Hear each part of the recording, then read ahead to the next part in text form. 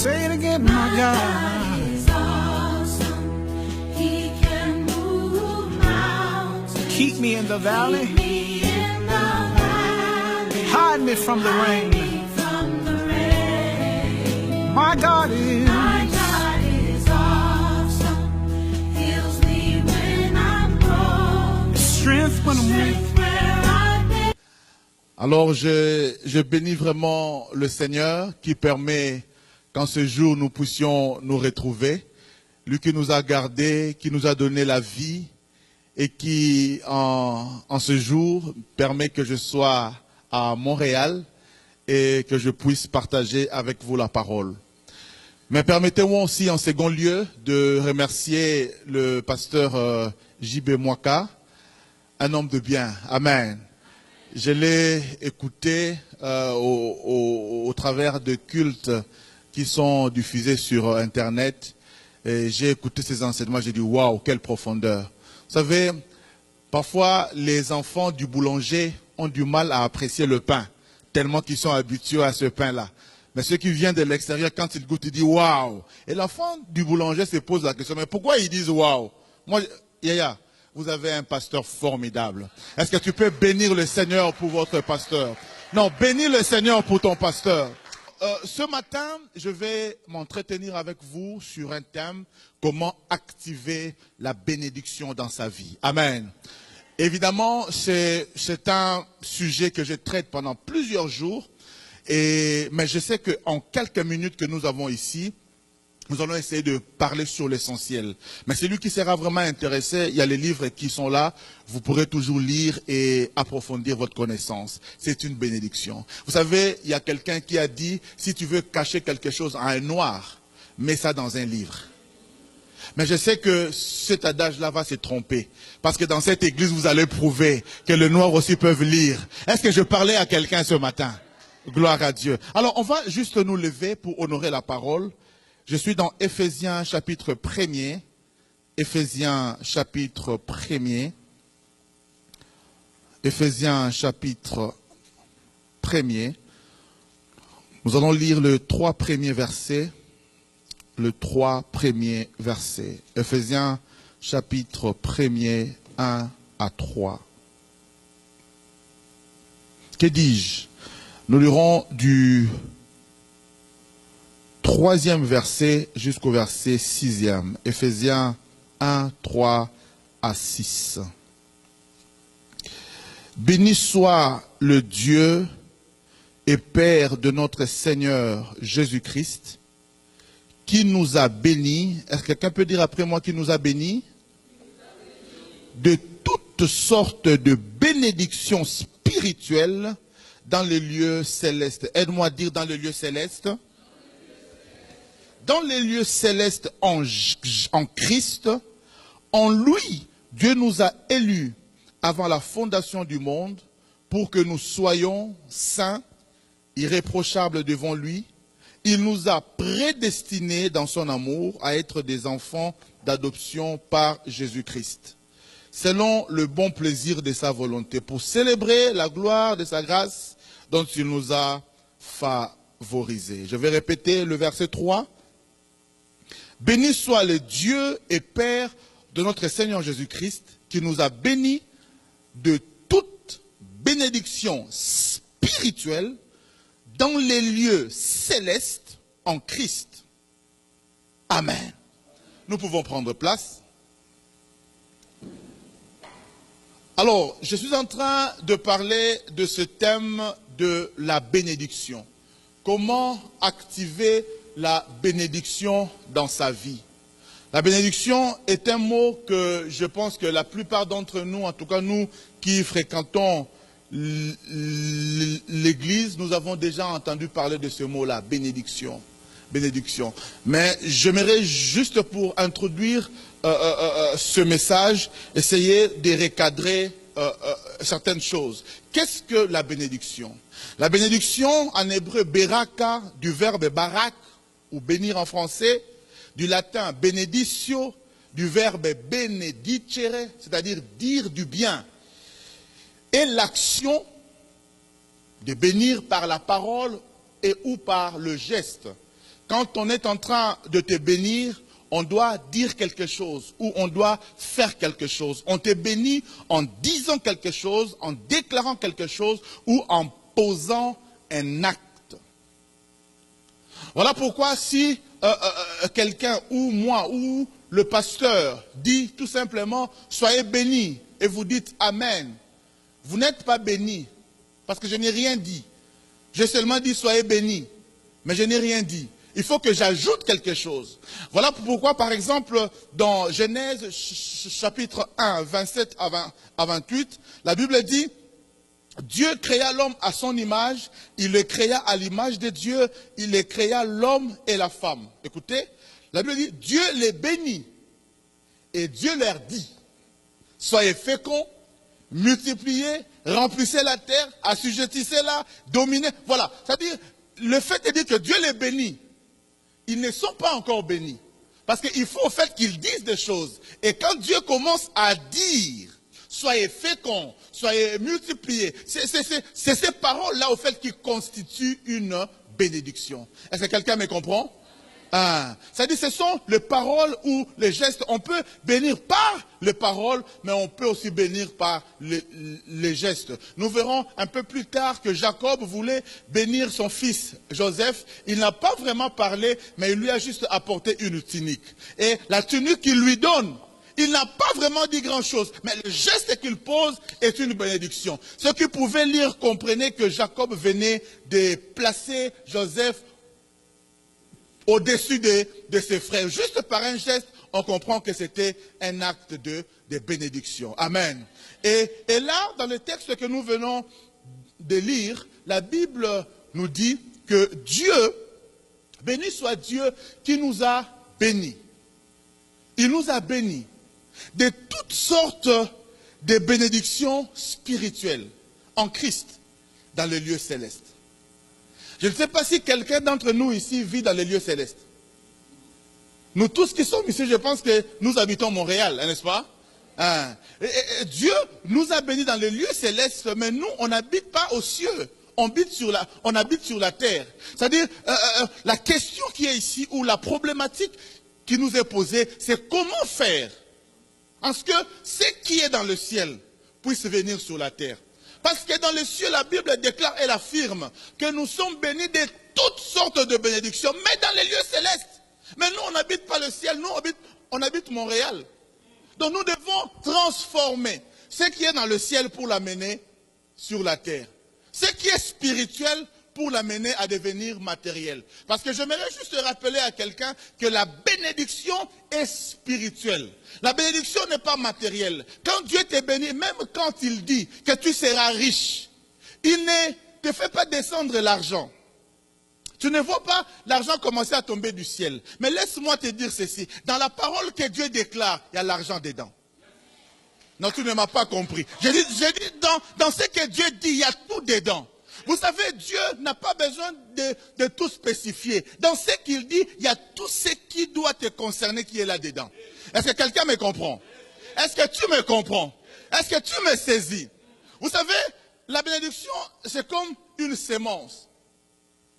Vous savez, quand papa et maman font certaines gymnastiques qui sont réservées aux mariés, quand papa finit par se reposer, et vous comprenez de quoi je parle, il y a une sémence qui entre dans le ventre de la maman. Et cette sémence-là va féconder ce qu'on appelle l'ovule. Et il y a une vie qui commence à naître. Mais laissez-moi vous dire ceci. Si après quelques semaines, vous prenez cette vie-là, vous la menez au microscope, vous ne verrez rien du tout. Vous verrez peut-être que juste un petit tétard qui est en train de bouger. Mais laisse-moi te dire ceci. Dans cet tétard-là, même si tu ne le vois pas, il y a les cheveux qui sont là. Même si tu ne le vois pas, il y a les pieds qui sont là. Même si tu ne le vois pas, il y a les bras qui sont là. Même si tu ne le vois pas, il y a les mamelles qui sont là. Il y a tout qui est là, dans cette petite chose-là. Et j'aimerais dire à quelqu'un ceci, quand Dieu te parle, quand Dieu prononce la parole, quand Dieu dit quelque chose, tout ce qui doit faire en sorte que tu sois heureux est dans cette parole-là. Pourquoi? Parce qu'au fait, Dieu, ne dit pas quelque chose aussi longtemps qu'il ne l'a pas encore fait. J'aimerais aller plus loin et dire ceci. Je sais qu'il se peut que je puisse choquer quelqu'un. Je dis ceci, le faire de Dieu précède son dire. Avant que Dieu ne parle, il l'a déjà fait. Dieu ne dit pas s'il n'est pas sûr que ce qu'il dit est fait. Come on. S'il n'est pas sûr. Écoutez, la Bible dit ceci. Sa renommée s'est accrue à cause de l'accomplissement de ses promesses. Dieu n'a jamais menti. Quand il dit quelque chose, il le fait. Il le fait, il le fait. Et il ne va pas commencer à te mentir toi. Tu ne seras pas la première personne à qui Dieu mentira. Dieu ne va pas compromettre sa réputation à cause de toi. Si Dieu te dit quelque chose, sache que cela va arriver. Ça peut prendre le temps que ça prendra, mais cela va arriver. Est-ce que quelqu'un m'entend ce matin? J'ai dit, cela finira par... Vous savez, Dieu est éternel. Éternel, ça veut dire qu'il maîtrise le futur, le présent, mais également le passé. Aujourd'hui, nous sommes en 2018. Je suis en train de parler à une personne là, maintenant. Vous savez, Dieu t'a promis des choses. Et il avait fixé un temps en 2018 pour que cela puisse s'accomplir. Alléluia. Et quand il est arrivé en 2018, lui qui est éternel, il arrange tout. Maintenant, il rentre à l'an 2000. Il vient te parler. Il te dit, toi, tu seras grand. Toi, tu feras ceci. Toi, tu feras cela. Mais le problème, c'est quoi? C'est que quand Dieu te parlait en 2000, là, hey, quand tu regardes ta vie, tu ne pouvais même pas croire que ce que Dieu te disait là pouvait arriver. Mais laisse-moi te dire que le temps est en train d'arriver. Est-ce que je parle à quelqu'un? Le temps est en train d'arriver. Parce que Dieu, avant qu'il ne parle, avant qu'il ne vienne te parler en 2000 là, il avait déjà tout arrangé en 2018. Voilà pourquoi je voudrais dire à quelqu'un ceci. Cette année-là ne finira pas comme ça. Et à qui je parle ce matin? Je dis, cette année ne finira pas comme ça. Vous savez, ce que j'aime avec Dieu, c'est que Dieu ne promet jamais par rapport à ce que toi tu as ou par rapport à ce que toi tu es. Quand Dieu promet, il promet par rapport à lui. Vous savez, Dieu n'est pas comme le prophète de nos jours qui prophétise à vue. C'est-à-dire quand il te regarde comme ça, bien habillé, oh Dieu me dit, tu seras élevé. Non. Dieu, il est capable de te voir en babouche, en short, mais il te dit, tu iras loin. Tu seras élevé. Parce qu'avant de te dire, il s'est rassuré que tout est fait. Imaginez Jésus qui parle à des villageois comme Pierre, des pécheurs. Il leur dit, vous serez mes témoins à Jérusalem, dans la Samarie et jusqu'aux extrémités de la terre. Il parle à des gens qui peut-être n'ont jamais quitté Jérusalem. Mais il leur parle déjà en termes d'international, à des villageois. Parce qu'il sait qu'il est capable de le faire. Est-ce que je parle à quelqu'un? Voilà pourquoi nous l'appelons, ou la Bible l'appelle, l'alpha et l'oméga. Il est oméga parce qu'il a été alpha. Vous savez, alpha et oméga c'est en grec, hein? Mais on peut aussi le dire en français. Parce qu'on est à Montréal. Alors on dirait ceci, Dieu est A, il est Z. Quand Dieu a tout fait dans ton Z, il a zengé tous les mambous. C'est pourquoi nous l'appelons zengamambu. Il a tout fait dans ton Z. Maintenant, il revient dans ton A, au commencement. Maintenant, il te dit, voilà, voilà ce que je ferai avec toi. Voilà ce que tu seras. Voilà.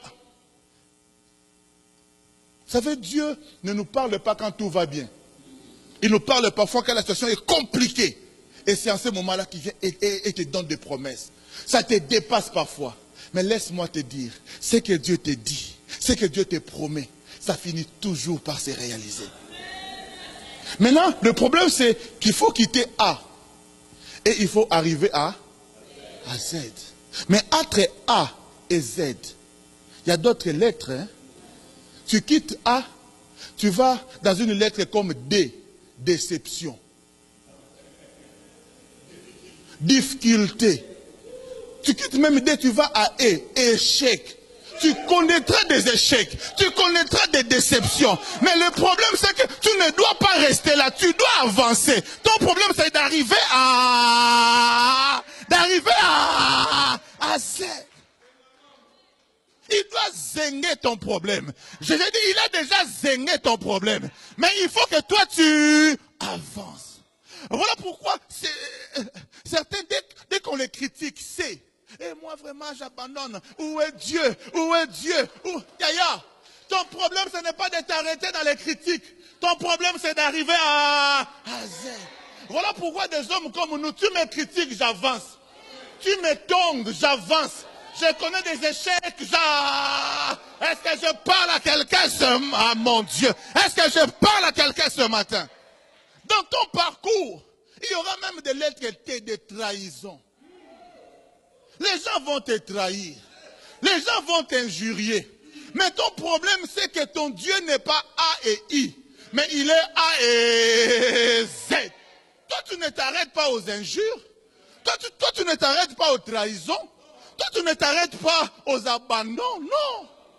Ton problème, c'est que tu dois arriver à Z. C'est lui qui vous parle là. Je me rappelle en 96-97, nous étions à Matete, pour ceux qui connaissent Kinshasa, en train de prier, retraite. Et là, Dieu me dit, toi là, tu vas voyager. Je vais te faire parcourir le monde pour prêcher l'évangile. J'ouvre mes yeux, je regarde si quelqu'un était à côté de moi, je vois qu'il n'y avait personne. Je dis non, ça c'est pas moi. Je ferme encore les yeux. Et quand Dieu parle, il répète encore. Et ce matin, il répète pour quelqu'un. Dieu me dit, tu parcourras le monde. Oh, mais c'est moi, quoi. C'est moi. Moi, là. Vous savez, quand Dieu me fait cette promesse-là, nous sommes dans une situation compliquée. C'est-à-dire, je ne vois pas, mais comment est-ce que cela peut arriver? Vous savez, Dieu, quand il te promet, il ne te promet pas, il ne te donne pas une vision qui est à ta portée. Quand c'est que Dieu te promet est à ton niveau, c'est que ce n'est pas une vision, c'est une ambition. Il faut que Dieu te dise quelque chose qui te dépasse. Que tu te dises, mais comment cela peut arriver? Là, c'est Dieu. Parce que là, tu vas commencer à te fier à Dieu. Et quand Dieu parle comme ça, on était seuls. Bon, je gère ça. 2 jours après, on se retrouve encore dans une réunion de prière. Et il y a une sœur qui lève encore... qui se lève et qui commence à prophétiser. Il dit, je vois le prophète Michel en train d'aller prêcher aux États-Unis. Tu vois maintenant? On était seuls, je pouvais gérer. Là, maintenant, tu m'exposes. Maintenant, quand Dieu dit comme ça, quand tu me regardes, tu ne vois même pas une trace des États-Unis. C'est-à-dire, tu ne peux pas imaginer. Vous savez, il y a des moments où, à l'église, ou même à l'école, quand on était à l'école, quand parfois, à la récréation, les enfants commençaient à s'amuser et qu'on disait, levez les mains, levez les mains. Nous sommes de ceux qui avaient du mal à lever les mains. C'est-à-dire, quand les gens levaient les mains, nous, on faisait ça. Parce que si on levait les mains, ici, là, c'était catastrophique. C'est-à-dire, on avait des chemises bizarres, des chemises compliquées. Alléluia. Maintenant, vous voyez, dans ce genre de frères-là, et Dieu vient dire qu'il ira aux États-Unis. Moi, là, même Brazzaville, je n'avais pas encore traversé. Les lieux les plus loin où j'étais parti, c'était à Kisantu. Maintenant, Dieu, il quitte Brazzaville, il quitte même les Gabon, même Kisantu. Il me dit que j'irai prêcher aux États-Unis. Ça va. États-Unis. Mais comment cela va se faire? Et puis, qu'est-ce qui s'est passé? Dieu avait déjà arrangé le Z. Il vient me dire, oh, je dis, mais comment cela va se faire? Et j'ai commencé le parcours. Paf, Maroc. Yaya. Oh, Dieu lui avait dit, il ira aux États-Unis. Tu as vu? Il s'est arrêté au Maroc. Yaya, c'est juste un parcours. Je ne vais pas m'arrêter au Maroc, je vais avancer. Mais je commence quelque part. Je voudrais dire à quelqu'un, ta vie ne va pas s'arrêter là. Tu es en train d'aller quelque part. Est-ce que si tu m'entends, tu dis amen bien? J'arrive, Maroc. Maroc, je rentre encore au Congo.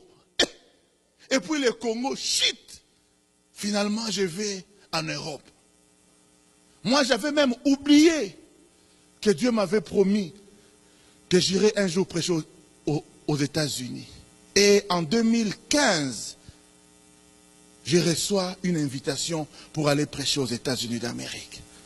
C'est que Dieu m'avait dit en 97, en 2015, faites un peu les calculs rapidement, 17 ans après, 18, 15, 17, 18, j'avais complètement oublié. Et quand on me prend à l'aéroport, on m'amène à l'hôtel, et puis finalement, à l'hôtel, on vient me prendre pour aller prêcher à l'église.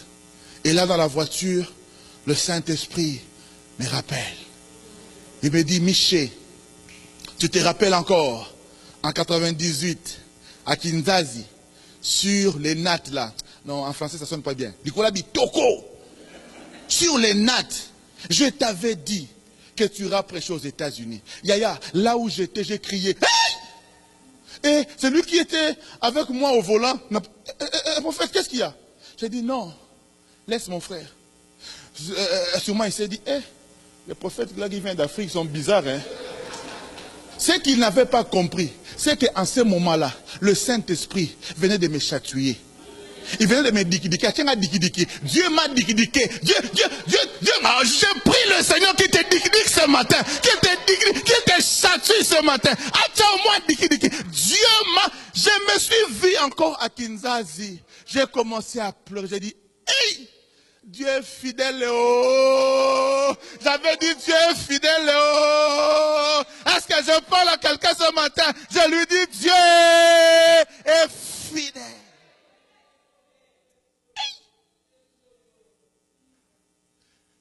J'avais préparé un message. Quand le Saint-Esprit m'a dikidiqué là, il m'a chatouillé là, le message a changé. Ce jour-là, j'ai prêché, même si ça tarde, attends là. Et j'aimerais dire à quelqu'un, même si ça tarde, attends. Aujourd'hui, ce petit de ma tête là, ce frère-là de Kinshasa, j'ai déjà sillonné à peu près 4 continents. Je suis presque tout le mois dans un avion. J'ai dit, oh, Dieu est fidèle. Et ce matin, j'aimerais rassurer quelqu'un. Je ne sais pas quelle est la promesse que tu as, mais laisse-moi te dire, même si ça tarde, fais juste confiance en Dieu. Alléluia. Parce qu'avant qu'il ne te dise, il a déjà tout prévu. La Bible dit, il nous a bénis de toutes sortes de bénédictions dans les lieux célestes. Le problème, Yaya, c'est qu'il faut que nous arrivions maintenant à transformer. Et je vais partager avec vous quelques secrets qui m'ont permis, quand j'ai compris cela, à ce que les promesses que Dieu m'avait données ne restent pas seulement promesses, mais qu'elles deviennent une réalité. Alléluia. Parce qu'il y a beaucoup qui ont reçu des promesses, mais qui sont tombés dans le camp de Jésus m'a déçu. Tout simplement parce qu'ils n'ont pas compris que Dieu a sa part, mais l'homme aussi a sa part. Dieu te dit quelque chose, mais toi-même aussi, il te responsabilise. Il y a des choses que tu dois faire pour arriver à cela. Est-ce que je parle à quelqu'un? Même quand Dieu dit aux enfants d'Israël, je vais vous donner la manne. Chaque matin, la manne va tomber. Mais il leur dit, vous devez sortir pour aller ramasser.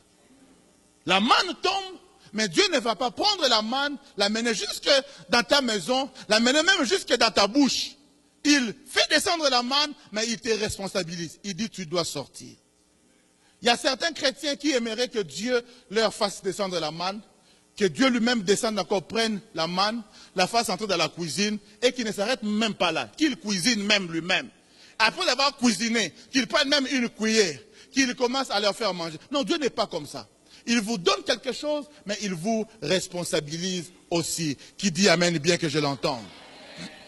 Et nous voyons dans la Bible un homme qu'on appelle Abraham. Parce que la Bible dit dans les livres de Ésaïe que Dieu a béni Abraham. Et nous devons, nous, porter nos regards sur Abraham. La Bible nous demande de porter le regard sur Abraham. C'est-à-dire de prendre exemple sur Abraham. Parce que lui, Dieu l'a béni. Et si nous considérons la vie d'Abraham, nous comprenons que dans Genèse chapitre 12, Dieu appelle Abraham, Dieu le bénit, Dieu lui fait des promesses. Mais entre le temps où Dieu lui fait la promesse et le temps où la promesse s'accomplit, il s'est écoulé à peu près 25 années. Et durant ces 25 années-là, nous voyons qu'est-ce qu'Abraham a fait. Parce que la Bible nous dit que nous sommes les fils d'Abraham et nous recommande de porter les regards sur Abraham, de prendre Abraham comme exemple, comme modèle. Alors qu'est-ce qu'Abraham a fait pour pouvoir transformer, comme en rugby on dit transformer l'essai. C'est-à-dire transformer ce qui était spirituel à ce que ça puisse être concret. Qu'est-ce qu'Abraham a fait? C'est ça, en fait, la base de notre étude. Sur Adam, il y avait un manteau. Il y avait la bénédiction. C'est-à-dire, quand le lion voyait Adam, il voyait le manteau. Et ce manteau-là rendait Adam intouchable. Ce manteau-là rendait Ève intouchable. Parce qu'ils avaient la bénédiction. Yaya, celui qui a une parole de bénédiction sur sa vie, il a aussi un manteau. Voilà pourquoi même les démons ne peuvent pas te toucher. Même les plus grands sorciers ne peuvent pas te toucher aussi longtemps que la parole de la bénédiction est sur toi. Vous savez, dans Apocalypse 3, Dieu parle à une église, je pense l'église de Laodicée. Il dit, ce que j'ai contre toi, c'est que tu penses être habillé, alors qu'en réalité tu es nu. Il y a beaucoup de gens qui sont habillés physiquement, mais spirituellement, ils sont nus. Et quand tu es nu spirituellement, tu peux t'habiller en Versace, en Gucci. Yaya, les sorciers vont te manger. D'ailleurs, avec toi là, ils vont faire miaou. Alléluia. Mais celui qui a la parole de la bénédiction, il peut être en babouche, il peut être en short, il n'a rien. Mais spirituellement, il a un manteau. Moi, j'aime dire ça en lingala, nane loco. C'est-à-dire, tu me vois là, je n'ai rien, je suis en short. Mais en réalité, nana. Maintenant, quand tu dis ça, il faut faire ça un peu avec des fiers, non? Parce que Osana, nane, loco, yaya. Ne me néglige pas. Ne me regarde pas par rapport à mon apparence. Parce qu'en réalité, toi, tu es nu. Mais nana. Nane loco yaya, j'ai les locks nanzam. Nane loc nanzam. J'ai quelque chose de Dieu en moi. J'ai un manteau en moi. J'ai un manteau en moi. J'ai un manteau en moi. J'ai un manteau en moi. Oh, tu peux regarder ton voisin et dis-lui avec conviction, nana, est loco. S'il y a un verbe que les chrétiens doivent conjuguer tous les jours, c'est quand tu te lèves le matin, tu te regardes, tu dis, nana est loco. Tu regardes ton frère, oh, Anne est loco, nous avons les locaux, vous avez les locaux, ils ont les locaux, nana! Tu peux manquer à manger, tu peux manquer le papier, mais ce qui est important, c'est que tu aies les locaux. Je suis arrivé en Europe sans papier, j'ai fait 4 ans sans papier en Europe. Mais Nazareth est loco. Dieu m'avait dit un jour, j'irai prêcher aux États-Unis. C'est-à-dire, même quand je marchais là, je savais que nana. Bouge un peu ton voisin, dis-lui. Est loco, est loco. Yaya Zan est loco en Zambé. Et quelque chose de Dieu. La chose de Dieu. C'est ce qui te différencie. La bénédiction. Quand Dieu te parle, au fait, il te couvre. Voilà pourquoi il y a des gens, tu les regardes comme ça, il n'a rien. Mais tu verras, un matin comme ça, un oncle se réveille. Je dis, toi là, je ne t'aime pas. Moi, dans ma baie. Mais qu'est-ce que je lui ai fait? Moi là, je n'ai rien, Yaya. Toi, tu dis que tu n'as rien. Mais dans les 4 yeux là, il a vu que toi, tu as... Yaya, je prie Dieu ce matin qu'il couvre celui qui est nu. Je prie ce matin que tu reçoives une parole de Dieu ce matin. Parce que la parole là te rassure. Vous savez, il y a des promesses que je n'ai pas encore vues avec le Seigneur. Voilà pourquoi même quand je suis dans l'avion, même quand il y a des gens de turbulences, un jour, je me rappelle, j'allais prêcher à Kisangani. Et pour ceux qui ont l'habitude d'aller dans cette parcelle du Congo, il y a des gens de turbulences très fortes. Et on était en business class. Et vous savez, en business, comme la plupart des Congolais, quand vous entrez, ils commencent à bouder les gens là. Ils boudent. J'étais assis à côté de quelqu'un là qui boudait. Et moi, je lisais ma Bible. Et quand il lisait, pasteur, ils n'ont rien là. Ok. Yaya, quand on est parti en zone de turbulence, c'était tellement fort. Et moi, j'étais calme. Je disais seulement, Atamo kiliye telemi, bipaina telemi na bangateo, oya simbinga za makasi, kombo na ye Yesu. Maintenant, les messieurs là qui boudaient avec, je vois, pasteur, bon de d'accord, pasteur, ah bien, Yaya, toi tu boudes, mais moi j'ai Dieu. Et je reste calme, parce que je sais que l'avion ne peut pas connaître un crash. Et même si ça connaîtrait un crash, Dieu va me défenestrer. C'est-à-dire, d'une manière ou d'une autre, il me fera sortir. Parce que la parole que j'ai, les locaux que j'ai me protègent. Les locaux que j'ai me gardent. Est-ce que je parle à quelqu'un? La parole que tu as doit te protéger, doit te garder. Mais laisse-moi te dire ceci. Ne laisse pas que la parole soit seulement spirituelle. Mais il faut que ça devienne matériel. Alors, laisse-moi te donner quelques principes. Et nous parlons de la vie d'Abraham. Genèse chapitre 12. Genèse 12. C'est le premier principe que nous allons évoquer ce matin. Genèse chapitre 12. Nous lisons du premier verset jusqu'au verset 4e.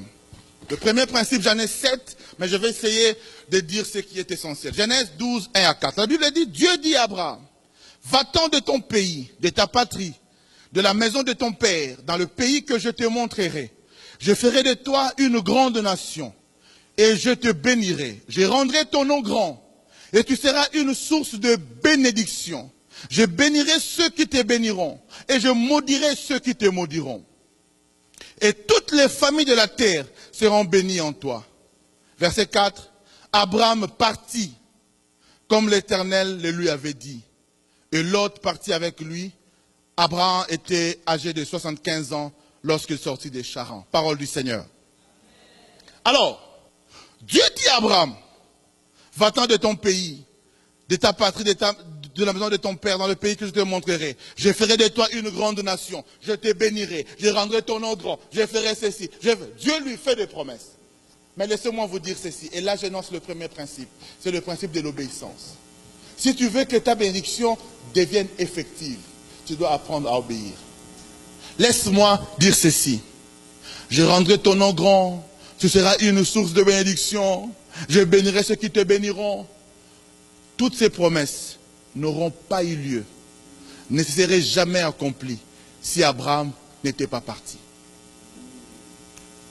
Verset 1, va-t'en. Verset 4, Abraham partit. Va-t'en, Abraham partit. Entre le verset 1 et le verset 4, si tu veux vivre tout ce qu'il y a dedans là, il faut que tu appliques l'obéissance. Le premier principe, en ce qui concerne la matérialisation de la bénédiction, c'est l'obéissance. Quand Dieu te fait une promesse, quand Dieu te bénit, généralement, nous écoutons la bénédiction, mais nous oublions de demander qu'est-ce qu'il faut que je fasse. Nous aimons très souvent citer le Deutéronome 28. Tu seras la tête et non la queue. Je protégerai ton départ et ton arrivée. Je ferai. Ce sont les promesses que nous citons. Tout lieu ou foule la plante des pieds. Ce sont des choses que nous déclarons comme ça. Mais ce que nous oublions, c'est que ces chapitres-là commencent par un mot. Si tu obéis. Toutes ces promesses-là que nous citons est conditionnées par l'obéissance. Si Abraham n'était pas parti, il dit non. En plus de ça, Dieu lui dit, va-t'en dans un pays que je te montrerai. Vous savez, parfois, ce que Dieu nous demande de faire, nous ne comprenons même pas le sens. Mais pourquoi est-ce que Dieu nous demande de faire ça? Dieu n'est pas obligé de tout expliquer. Mais il attend seulement de toi l'obéissance, la confiance. Il dit à Abraham, quitte, va dans un pays que je te montrerai. Il n'a même pas de lieu précis où il va. Mais Dieu lui demande de quitter et de partir. Yaya, un chrétien qui n'est pas obéissant, on peut lui donner toutes les promesses que vous voulez. Tu peux même prendre les promesses de la Bible. Tu ajoutes même celles du Coran. Yaya, tu finiras par les saluer de loin. Si tu n'es pas obéissant à Dieu, tu ne le verras jamais. Et malheureusement, aujourd'hui, nous avons affaire à des chrétiens désobéissants. Désobéissants d'abord face à la parole de Dieu. Il est chrétien seulement ici à l'église. Quand vous le voyez ici, il donne l'apparence de la chrétienté. Mais quand il est dehors, oh là là là là là là là là là là là. Nous avons affaire à ces chrétiens. Vous savez, quand je vais dans un mariage, j'ai du mal à rester après 1 heure. Après 1 heure, je dois partir. C'est comme si ma présence dérange les gens. Quand je suis là, tu vois, tous les gens sont... Osamo Santué, Osamo Santué, Alléluia, Alpha, Oméga. Dès que je sors, après j'apprendais, pasteur, dès que tu es passé là, mais la fête a commencé.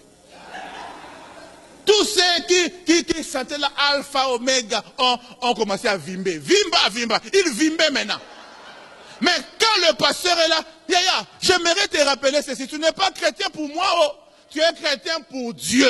Si tu es obéissant, obéis d'abord à Dieu. Obéis à la parole de Dieu. Voilà pourquoi vous nous traitez maintenant de faux pasteurs. Vous nous traitez de faux prophètes. Il m'a prophétisé, mais rien n'est arrivé. Est-ce qu'avant de commencer à me condamner, tu t'es regardé? Est-ce que tu es obéissant à la parole de Dieu? Quand Dieu te promet, il te dit, voilà ce que je veux faire. Il te montre un tableau. Il te prédit que si tu respectes certaines conditions, voilà ce que tu deviendras. Mais si toi-même tu t'embrouilles dans la désobéissance, tu n'obéis pas à la parole, Yaya, tu finiras par être déçu. Alléluia. Alléluia. Est-ce que quelqu'un me comprend? On te dit sois sérieux. Dieu veut que tu te maries. En même temps, toi tu as 3 fiancés. Tu as 3 fiancés. Et puis même il y a des filles qui sont devenues expertes en gérance. Il te gère, toi, la lundi. Si tu essaies de venir mardi, pour devenir mardi. Yaya, ça c'est seulement un conseil. Si ton fiancé ou ta fiancée te donne des jours de visite, tu sais que c'est compliqué déjà. Alléluia. Parce qu'il gère. Non, ce n'est pas possible. Alléluia. Et après tu dis, c'est vraiment, libale où mais là, ya nabala ya wele yo. Allez, tu vas chanter. Non, il faut être sérieux. Dis pas à ton frère, sois sérieux. Sois sérieux. Sois obéissant. Obéis à la parole de Dieu. Vous savez, un jour, j'ai dit un frère, seulement comme ça pour ne pas citer son nom, parce qu'aujourd'hui avec Internet, là, c'est pas trop compliqué. Amen. J'ai dit un frère. Amen. Un frère, il est arrivé en Italie. Vous comprenez, non? Il est arrivé en Italie, mais avant, il était d'abord dans d'autres pays. Et le système européen fait que si tu as déjà demandé l'asile dans un autre pays, si tu vas demander dans un autre pays européen, ça va se signaler. Tu vois, non? Vous voyez, non? Maintenant, le frère là, c'est pas moi, oh, c'est l'autre frère là. Amen. Maintenant, il quittait un autre pays et il est venu dans un autre pays. Maintenant, quand il arrive là, en Italie, il dit, mais Seigneur, mais j'étais là-bas, mais qu'est-ce que je vais faire? Parce que quand je mettrai les doigts là, ça va se savoir. Dieu dit, ne t'en fais pas, je suis avec toi. Ok. Et les jours où il fallait aller mettre les doigts là, le piano, ouais, voilà. Maintenant, il y a une sœur qui accompagnait le frère là pour lui montrer l'endroit où il devait aller faire ça. Et dès qu'il partait, il y a le Seigneur lui dit à un moment, prends du sable, mets la salive et mets sur tes doigts. Il entend ça, le frère. Ah! Et directement, il prend du sable, il met la salive et il met sur ses doigts. Et là, je dis, prophète, c'est quoi ça? Il dit non, laisse seulement, laisse. Il fait ça et puis il continue. Laissez-moi ouvrir une parenthèse. quand Dieu te dit de faire quelque chose, il faut le faire maintenant. Si seulement ce frère-là avait douté. Vous savez déjà, en Europe, pour voir, ici, chez vous, là-bas, un peu, j'en vois. En Europe, presque tout est macadamisé. C'est-à-dire, ici, pour voir même la terre, là, c'est parfois compliqué. Donc, si le frère-là commençait à hésiter un peu, en même temps, vous avancez. Quand tu vas te décider maintenant à faire, tu chercheras du sable, il n'y en aura plus. Et en ce moment-là même, le frère se dit, je vais le faire. Il prend, il met tout ça, et puis, vous savez, il y a certains pour faire ça, ils doivent se gratter. Hein. Ils se grattent pour essayer de changer les c'est compliqué. Mais ce frère-là, juste parce qu'il a obéi, c'est parfois incompréhensible. Mais l'obéissance, c'est ça. Il fait ça, et quand il va, il met, ses empreintes n'apparaissent pas. Mais tous ceux qui sont venus après lui, là, alléluia. L'obéissance. Même quand tu ne comprends pas obéir à Dieu. Mais quand tu te dis, ne fais pas ça. Ne cherche pas à comprendre le pourquoi des pourquoi. Toi, obéis seulement. C'est après que tu diras, voilà pourquoi. Obéis d'abord. Dieu dit à Abraham, va-t'en. Abraham fait quoi? Il partit. Dis à ton frère, obéis à Dieu. Obéis à la parole de Dieu. Deuxième principe, après l'obéissance. Lisons Genèse toujours.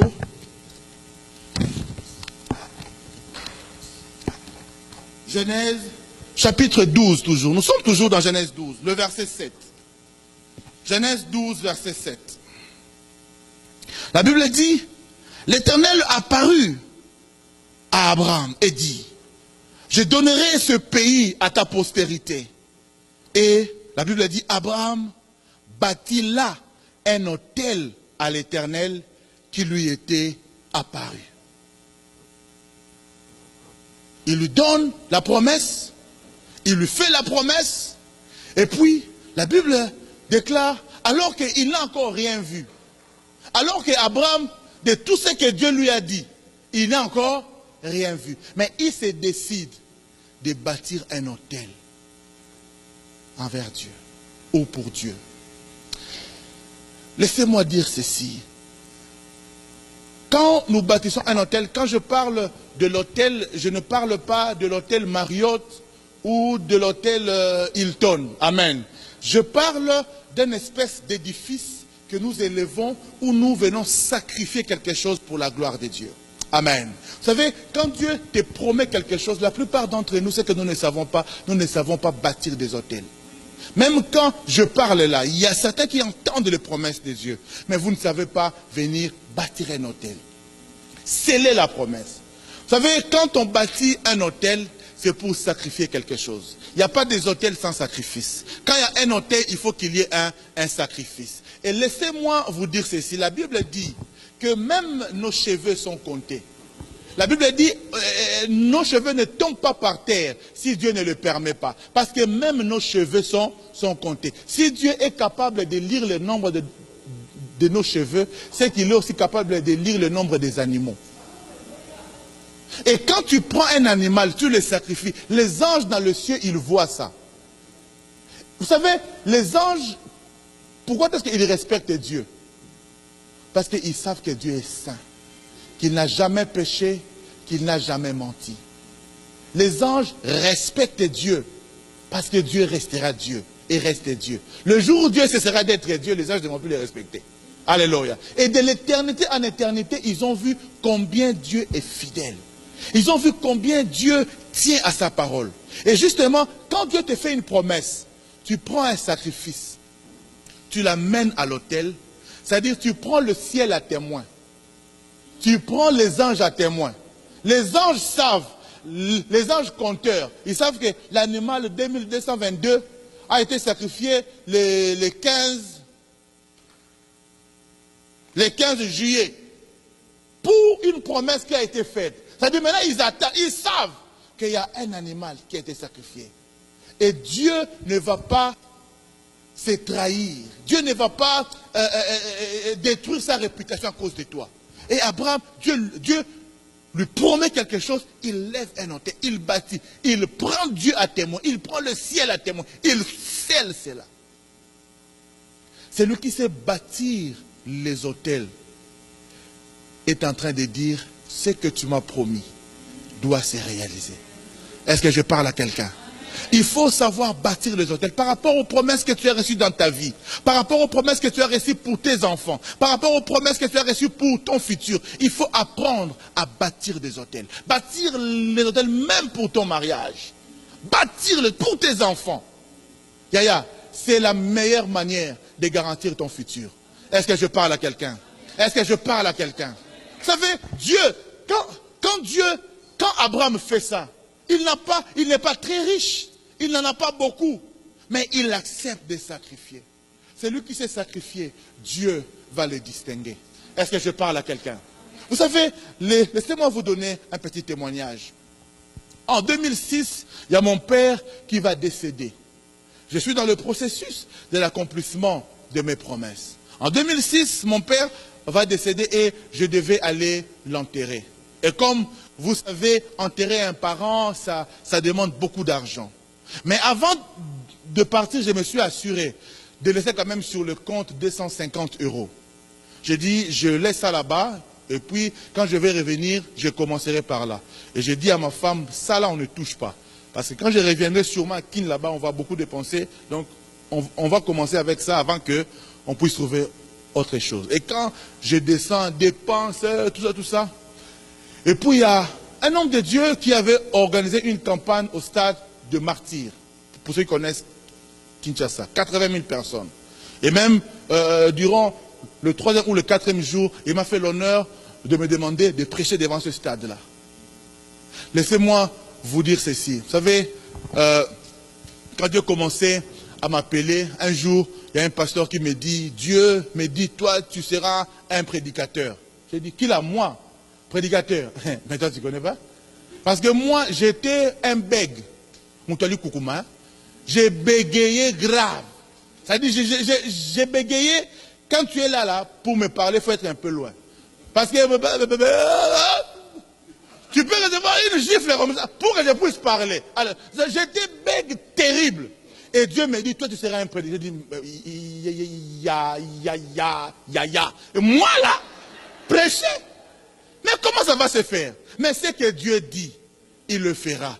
Et ce jour-là, je me suis retrouvé devant un stade de 80 000 personnes. Et c'est le bègue qui prêchait. Quand j'ai dit, Alléluia, c'était parti. Les bégayements là est parti. Alléluia. Ça dit, quand on parle comme ça, tu peux m'entendre bégayer parfois. Mais quand je prêche là, en fait, à chaque jour que je prêche, c'est toujours un miracle.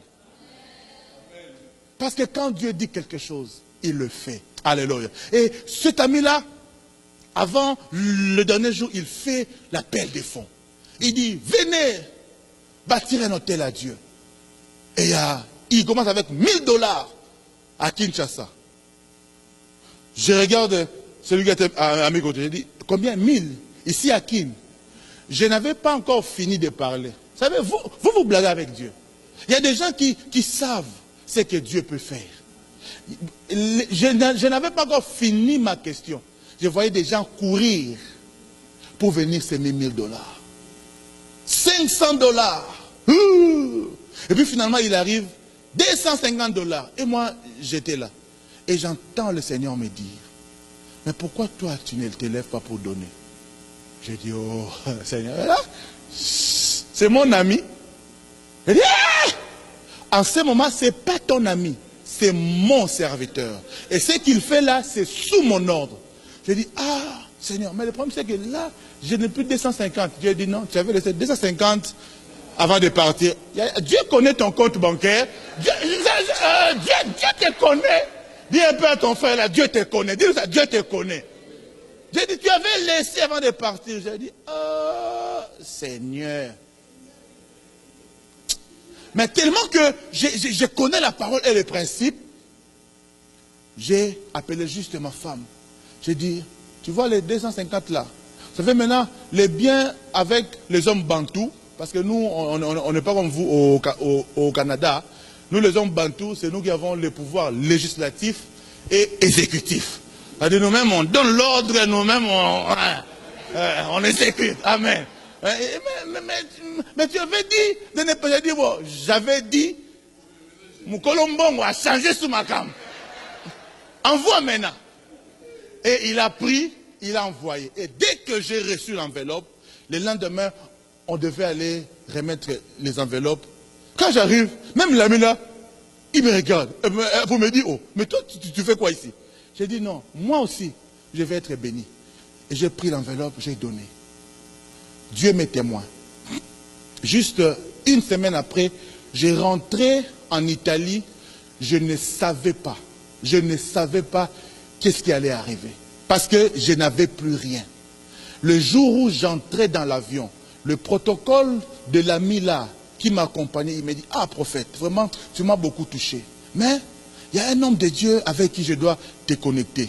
Vraiment, si tu peux l'inviter en Italie, ça sera bien. Il sera une bénédiction pour toi. J'ai dit, ok. Il dit, attends, je vais l'appeler. Il appelle, il était à Lubumbashi. Il appelle, non, Baba, Moussoumbouzi. Et puis, il me dit, bon, je vais te passer quelqu'un là, vraiment. Et puis, on appelle, oh, homme de Dieu, ok. Bon, je vais venir en Italie le mois prochain, est-ce que tu peux m'accueillir? Je dis, oui, il n'y a pas de problème, je peux t'accueillir. Et là, moi, je me disais, mais avec quoi je vais l'accueillir? Et puis, finalement, bref, il arrive en Italie, on s'organise, on se bat, on l'accueille. Et puis, quand je les reçois comme ça, il me dit, ah, prophète, vraiment, tu m'as touché. Bon, la semaine prochaine, moi aussi, je t'invite à Lubumbashi. Je dis, ah, mais je viens de rentrer à Kin, il n'y a même pas un mois. Il dit, non, c'est pas un problème. Dès que j'arrive le lendemain, on t'envoie les billets. Ok. Il arrive comme ça, paf, il envoie le billet. Je dis, mais c'est sérieux. Et puis, j'arrive comme ça, pour ceux qui connaissent un peu Lubumbashi, il me met pendant une semaine à Parc Hôtel. Parce que Caravia était c'est-à-dire le plus grand hôtel en ce moment-là de Lubumbashi. J'ai fait un séminaire d'une semaine. Après une semaine, il me donne 30 000 $. Yaya, je n'ai pas dit 3 000. J'ai dit combien? 30 000. Mais tout est parti d'où? De 250. Yaya, Mugonzamba au Segsoyo Yebate. Le jour où Dieu va te faire rire, tu ne sauras pas.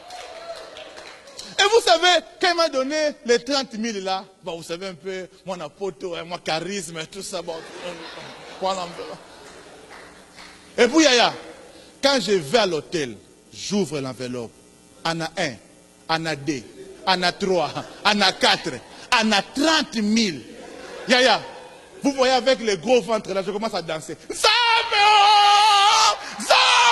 Alléluia. J'ai oublié même, j'ai commencé à danser. Alléluia. Et avant même de rentrer, j'ai commencé à faire le western. Yaya, c'est toi seulement qui fais le western vers l'Afrique. Mais il y a un jour, ça sera un match contraire. C'est l'Afrique qui va... Ah! J'ai dit à maman, prends les codes, prends les codes, prends les codes. Et les choses ont changé. Tout est parti de quoi? De savoir bâtir les hôtels.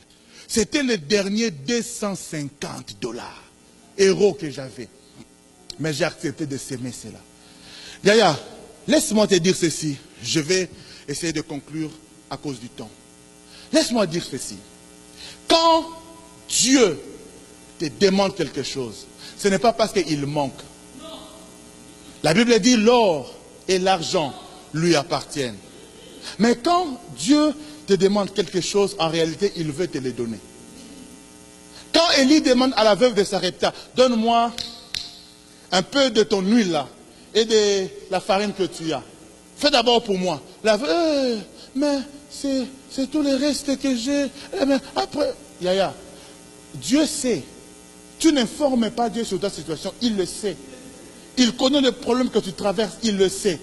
Mais quand il te dit de faire quelque chose, obéis. Fais-le. Bâtis un hôtel. Parce que tu ne sais pas ce que Dieu va faire. Vous savez, entre tes mains, le 250 peut peut-être acheter du carburant, peut-être à manger pour une semaine. Bon, je ne sais pas trop la vie ici. C'est peu entre tes mains. Mais entre les mains de Dieu, les 250 peuvent devenir 250 millions. Donc ton amen ne me convainc pas là. Quand tu le donnes à Dieu, il est le multiplicateur. Quand tu sèmes un noyau de mangue, ce qui commence d'abord par sortir, c'est peut-être un bourgeon, et puis après il y a un arbre, et puis les branches, et puis le feuille, et puis finalement il y a des petits trucs là, et puis la mangue, et puis dans la mangue, il y a maintenant le noyau que tu avais sémé. Qu'est-ce que je suis en train de dire? Papa, c'est lui qui donne la dîme, c'est lui qui sème, c'est qu'il ne sait pas, c'est que Dieu, peut-être il ne commence pas d'abord par te donner l'argent, mais il te solidifie d'abord, il te stabilise, il te fait un arbre, des planches. Vous savez, un manguier, on peut même aller s'abriter là-dessous, n'est-ce pas? C'est-à-dire Dieu commence à te protéger. Il y a des gens qui vivent, et je le dis dans mon église, il y a des gens qui vivent jusqu'à aujourd'hui, juste à cause des semences. Il y a certains qui devaient déjà mourir depuis longtemps, mais à cause des semences que tu donnes, Dieu te garde en vie. Dieu te protège. Parce que la Bible dit ceci, il est le rémunérateur de ceux qui le cherchent. Quand tu le cherches, quand tu sèmes, quand Dieu il te rémunère. J'irai même plus loin. Pierre dit ceci, il dit, nous avons tout quitté, n'est-ce pas, pour te suivre. Qu'est-ce qu'on aura? Jésus dit, il n'y a personne qui est quitté, qui est laissé, qui est abandonné. Pour moi, son père, sa mère, tout ça, il recevra au centuple. À chaque fois que tu quittes quelque chose pour Dieu, Dieu te va le donner au centuple. Quand tu quittes ta maison, tu viens ici pendant 1 heure, 2 heures, laisse-moi te dire, Dieu crédite aussi ton temps de vie. Tu quittes ta maison 1 heure, 2 heures, tu viens chercher Dieu, c'est que tu ne sais pas. Certains pensent que quand ils viennent ici, il faut un cadeau à Dieu. Tu fais un cadeau pour toi-même. Parce que sur ta liste de vie là, il se peut que toi tu devais mourir à 45 ans. Mais à cause des 2 heures là, que tu viens chaque dimanche à l'église, Dieu crédite 200, 2 fois 100 c'est combien? 2 fois 100. 2 fois 100. 200 non? C'est-à-dire 200 heures en plus sont créditées sur ta vie. Maintenant, imagine, chaque fois que tu viens là, 200 heures, 200 heures. Nous là, on mourra des vieux. Parce qu'on a tellement passé du temps dans la maison de Dieu. Est-ce que tu me comprends non? Dieu commence à te protéger. Il protège tes enfants. Toi, tu te demandes, mais pourquoi mes enfants, ils sont en bonne santé? Ce n'est pas toi, mais c'est parfois la dîme que tu donnes. Tu vois, le noyau là, ça vient d'abord sous forme d'un arbre. Quand les autres enfants commencent à toucher de la drogue, tes enfants ne toucheront pas à la drogue. Pourquoi? Parce que Dieu les protège. Il y a les branches, et puis il y a le feuille. Et puis finalement, il n'y a pas une mangue, mais les mangues. Pas un noyau, mais les noyaux. Mais tout part de quoi? D'un seul noyau. Je dis à quelqu'un, Dieu te protégera. Dieu te gardera. Dans ce pays, tu seras stabilisé. À cause de la dîme, à cause de la sémence. Et puis finalement, ce que tu penses avoir perdu, tu les retrouveras. Mais pas en quantité que tu avais donnée, mais en quantité industrielle. Qu'est-ce que je dis? En quantité divine. Apprends à ne pas laisser la promesse spirituelle, mais à la faire devenir matérielle. J'ai eu le temps d'évoquer, de survoler 2 principes ce matin. L'obéissance et savoir bâtir les autels. Quand Dieu te fait une promesse, fais en sorte d'engager Dieu. Fais en sorte de faire quelque chose. Fais quelque chose. Fais quelque chose. This is my desire to honor you, Lord, with all my heart. I worship you, and all I have within me, I give.